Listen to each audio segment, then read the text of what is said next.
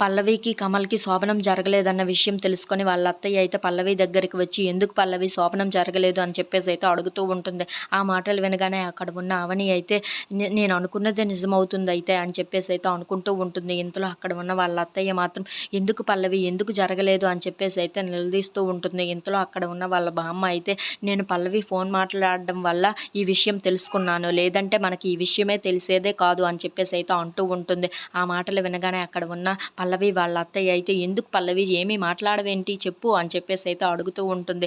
ఇంతలో అక్కడ ఉన్న అవని మాత్రం, "పల్లవి నువ్వు నిజం చెప్పు" అని చెప్పేసైతే అంటూ ఉంటుంది. "ఏదైనా నీకు ప్రాబ్లమా? లేదంటే కమలకి ప్రాబ్లమా? లేదంటే ఏదైనా పర్సనల్ ప్రాబ్లమ్ ఏదైనా ఉందా నీకు?" అని చెప్పేసైతే అడుగుతూ ఉంటుంది. ఆ మాటలకు అక్కడ ఉన్న పల్లవి అయితే అవనిని చాలా కోపంగా చూస్తూ ఉంటుంది. ఇప్పుడు వీళ్ళకి ఎలాంటి సమాధానం చెప్పాలి అని చెప్పేసైతే ఆలోచిస్తూ ఉంటుంది. ఇంతలో అక్కడ ఉన్న వాళ్ళ అత్తయ్య మాత్రం, "చెప్పు పల్లవి ఎందుకు అలా నించొని ఉండిపోయావు?